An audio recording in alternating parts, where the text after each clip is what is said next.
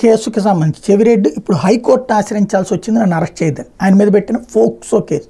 ఏమిటా POCSO case? ఒక అమ్మాయిని ఎవరో కొట్టారు, ఆ కొట్టినటువంటి కేసు అది కొట్టారు లేకపోతే అత్యాచారం జరిగింది అన్నటువంటి ప్రచారము జరిగింది. అయితే అత్యాచారం జరగలేదు, కొట్టిన మాట వాస్తవం, ఒక తనని వెంటపడేటటువంటి అబ్బాయి అన్నటువంటిది వాస్తవం. ఆ తండ్రి చెవిరెడ్డికి ఫోన్ చేస్తే చెవిరెడ్డి వెళ్ళి పరామర్శించినటువంటి ఉదంతంలో అది జరగని అత్యాచారం జరిగినట్టు చెప్పారు. ఆ తండ్రే చెవిరెడ్డి మీద కేసు పెట్టారు అంటూ ముందు పోలీసులు ఆయన అరెస్ట్ చేయడానికి రెడీ అవ్వటం, సరే ముందస్తు బెయిల్కి తను ప్రయత్నించడం. అయితే ఇప్పుడు ఆ కేసులో వాళ్ళ నాన్న ఆల్రెడీ అమ్మాయి నాన్న వచ్చి ప్రెస్ మీట్ పెట్టి మరి చెప్పుకొచ్చారు. అసలు చెవిరెడ్డి గారు అంటే ఎవరు, చెవిరెడ్డి గారిని పిలిచిందే నేనైతే, పరామర్శించడానికి వచ్చిన బిడ్డ మీద నేను ఎట్లా కేసు పెడతాను, ఆయన మీద ఎట్లా కేసు పెడతాను, జరిగినటువంటి విషయంలో ఇది రివర్స్ అవుతుంది అన్నటువంటిది.